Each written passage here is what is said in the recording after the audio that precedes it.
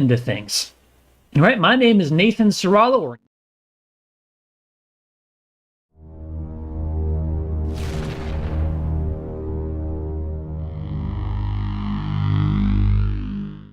Hi, welcome to the free online event for how IT service management works. The information you're going to see is completely free, no strings attached, and is yours to use as you like. Thank you so much for spending just a short time, and hopefully this will be a good experience for you as we step through it. So let me tell you a little bit about me, and then we'll get into things. All right, my name is Nathan Serralo, or Nate, and I've been in the IT industry for over 20 years, servicing many different industries and working with small businesses, and I've become a specialist in something called ITIL, which is Information Technology Infrastructure Language. And that really just lays out a methodology for how to approach technology in a way that helps your business. All right, so let's dig into first, what is IT service management? What's that way of making sure it helps you? This is really what it is looking at technology to make sure it best serves your business, make sure it's working efficiently, and that it gives you the maximum value for the thing that you provide. So that probably brings us into some initial questions of things like, how do you evaluate the current use of technology?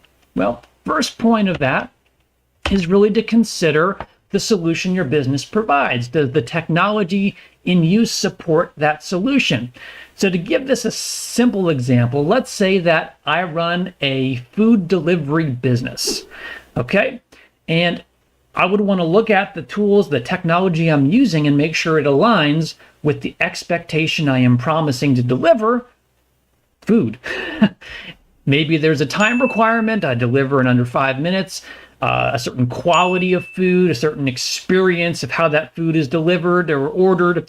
Say that one of the tools that I use, one of the pieces of technology that's involved in my operation is printing. There are big printers, there are little printers. There's a lot of different options.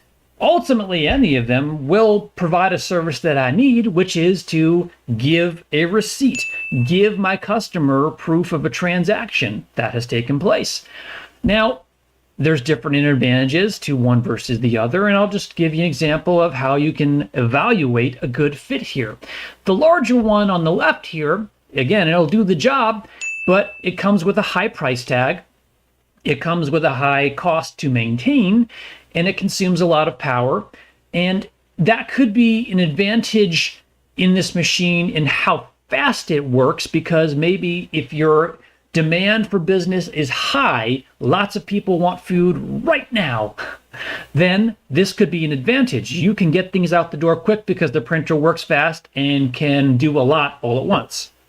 On the flip side, if time is not such a critical thing, or if bulk is not such a critical thing, the smaller one may be a good choice because it's about the 10th of the cost of the large one, consumes about 10th of the power, 10th of the maintenance. You can kind of see where this is going, but it's a different advantage. It costs a lot less and still really helps me print the receipt in the end.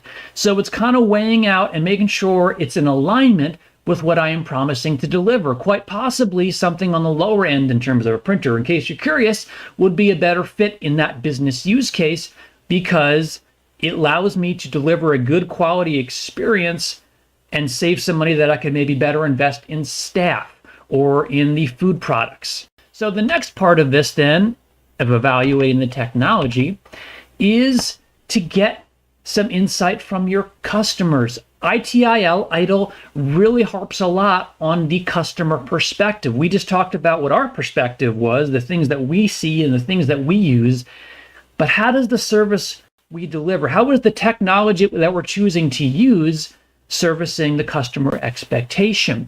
An example of this, just to kind of keep the example of the food delivery business, would be ordering food on a website online. And there are good ones, there are not so good ones. Ask your customers. Even though it's functional, ultimately, yeah, I can pick out what I want and they can order it and it can get to you.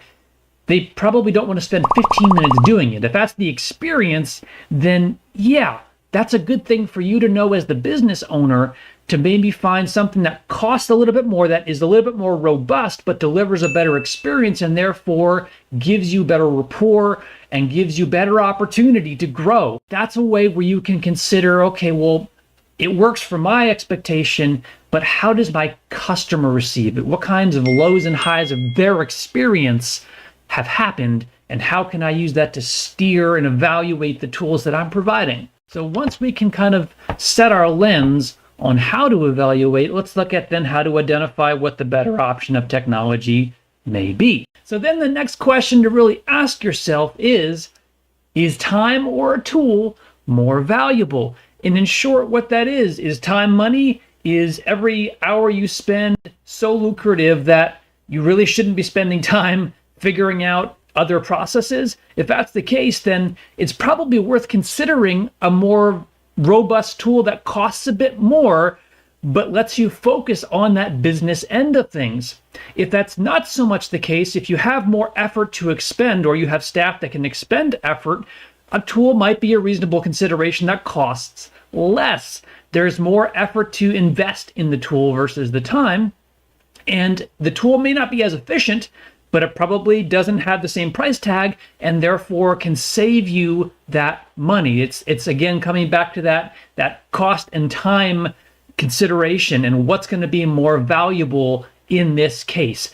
Asking yourself that question will position yourself for the best value to come out of your business, and it will also open up opportunities for things to grow because it won't be expending money or time as the situation warrants unnecessarily.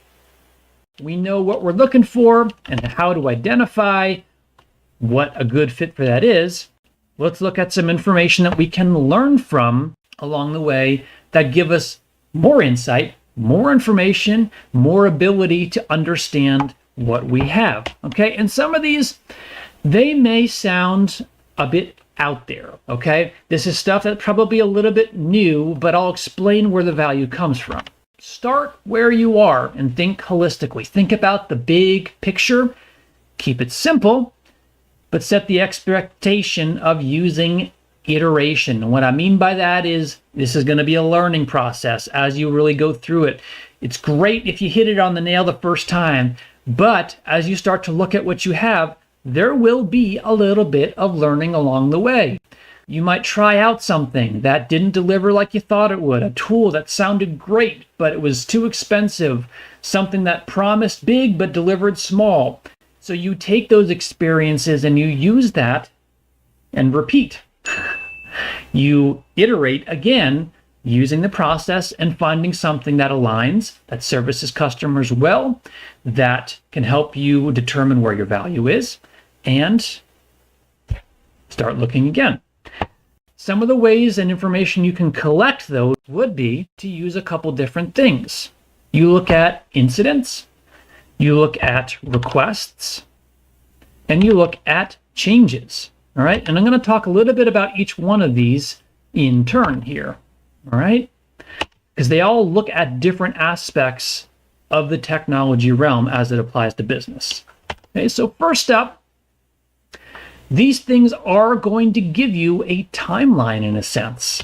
And an incident is a very particular area of how you look at technology. An incident is an unexplained, unwanted event.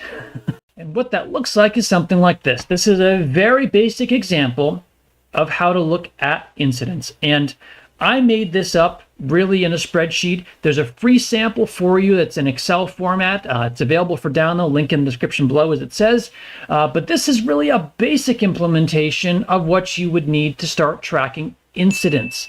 You would need to know what it was about. And the fields are all there. When I say field, those are the headers of each column where you have your title and description and status and priority and etc.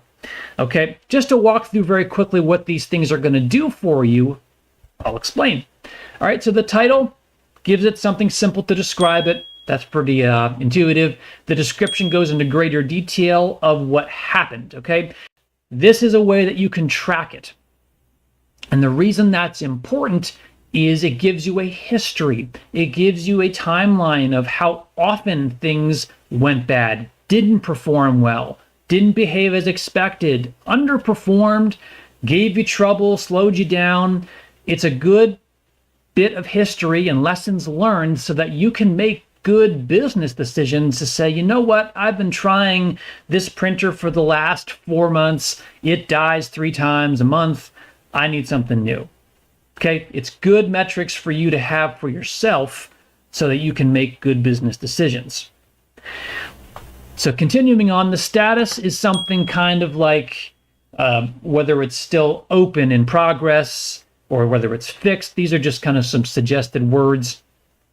The priority is how important is it? Is it a now thing? Is it a tomorrow thing? Is it a next week thing? You can come up with different scales. They should mean something to you, like you should equate urgent equals 1 hour or something like that. But that is how you use priority, and you kind of use a guise for how big of a problem was it, especially when you look back. For troubleshooting, this is really just a section where you describe what was done to fix it. What did we try? What did we walk through? Who did we talk to? And then there's a resolution field that points out what ultimately was the fix. This is excellent in case you do have a repeat problem. Even if it's spanned a year later, you have the ability to look back and say, you know what, I fixed this once. How did I do that? You have this reference and learning documentation now to be able to support that. All right. You also need to capture the date it was reported, the date it was resolved. Those are important because you can measure how long this incident was in effect. It's good information to have. The customer name is also important. It might be yourself. It might be the people that you're servicing. It's just a good thing to keep track of, to keep aware of how large, how widespread something was. And then I do suggest a related field on the end. That helps you tie into what happened previously, just so you don't have to finger through and find it. A lot of the more robust tools will help you do that. It's just baked in, but looking at it in the form of a spreadsheet, if you want to do that, it's a very low cost idea. This is a way that you can manage and do that. All right. Those are incidents. Looking at the next one, which are requests. Kind of a similar idea. A lot of the fields are very similar, but really what this is you need something. Business needs something. It's not that something is broken. We just need to make an improvement to something that is generally lower priority. The example I'll show here is we need a new printer. Okay, the one we have is working, but we need a new printer. All right, there's a description about more or less why we need a new printer, familiar fields to the incident, the status, and priority. Again, you want to attach what that means or define what that means. Steps to address is kind of how you plan to handle that. And a resolution would be the end result of that request. Maybe it's something you do want to do or not, but this is where you'd say how it ended.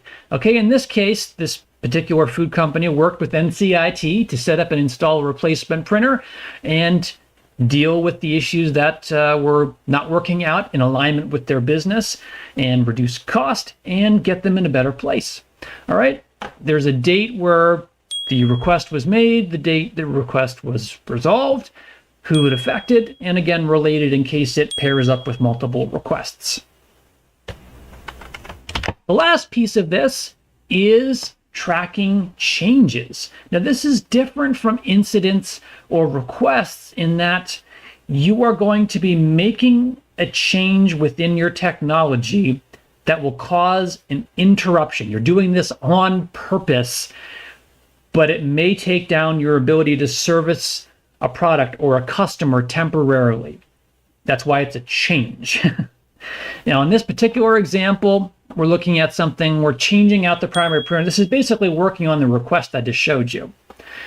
It has the description where you go into some greater detail, status, and the priority, again, familiar things. You should define what those are. Production impact is something that's tied in closely with changes in the information technology realm, in that you want to know, is it taking down something that is being used for business purposes now? Is it going to take it offline or interrupt my ability to service or provide what I promise? In this case, yes, it's always good to have an estimate of what that's going to be so that if you do have to take something offline, it gives you the ability to communicate to customers and to partners or whoever, staff, to know, okay, this thing is going to be offline for this amount of time. We're aware of it. There's not a problem. We're enhancing it to improve our ability to provide greater quality service, something like that. So that's why we define whether or not production impact is a thing and how long, the business need, why are we doing this, the justification, the steps to implement.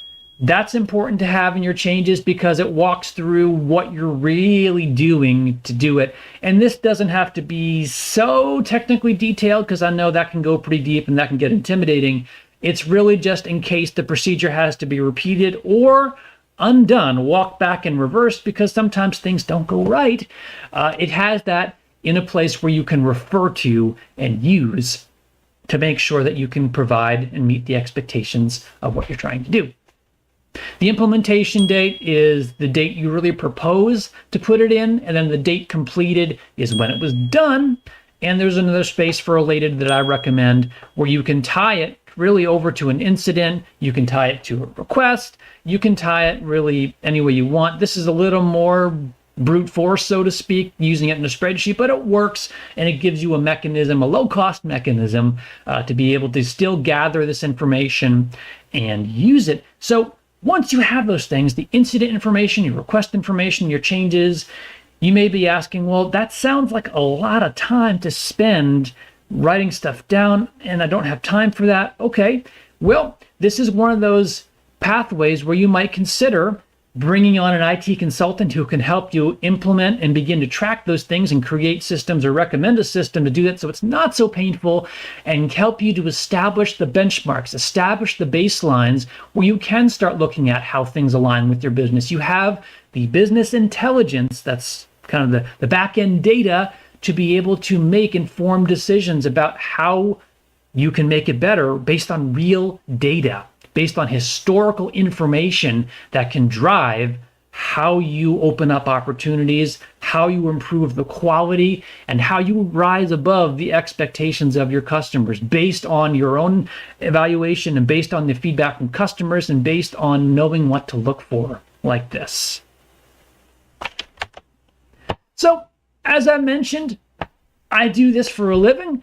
And I would appreciate if you'd consider just the services that I do. I do ITSM, I do IT service management, and I do general IT consulting, break fix things, get computers back up and running. I do simple network operations, and I do just about anything in IT. So do give my website a look. Do give me a call if you have questions. I would be happy to walk you through things and help you in any way that I can. So having said all that, thank you for bearing with me. Let's get to some questions and let's see what may not be clear from my side. I'm inviting some feedback and I hope I can help you go deeper. If you want to go deeper beyond what we're able to do here today, don't hesitate to give me a call and let's get into some questions.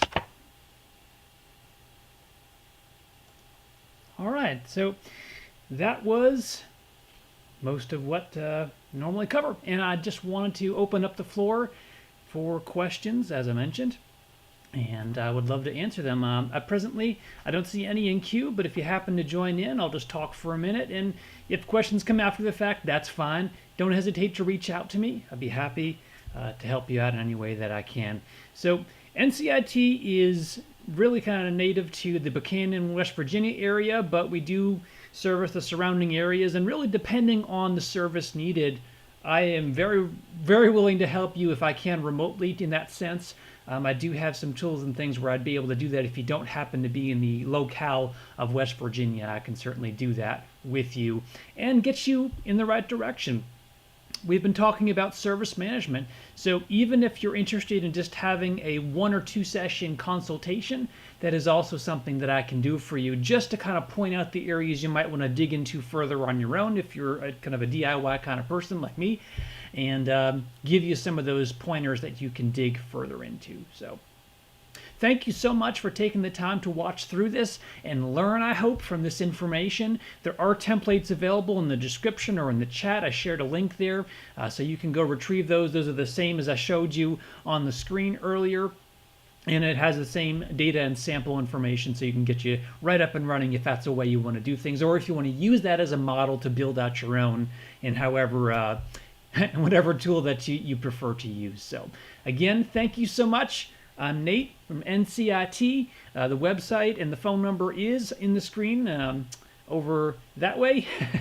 And I would love to hear from you and see how I can lend you a hand. I hope you have a wonderful afternoon. I hope to talk to you soon. Take good care.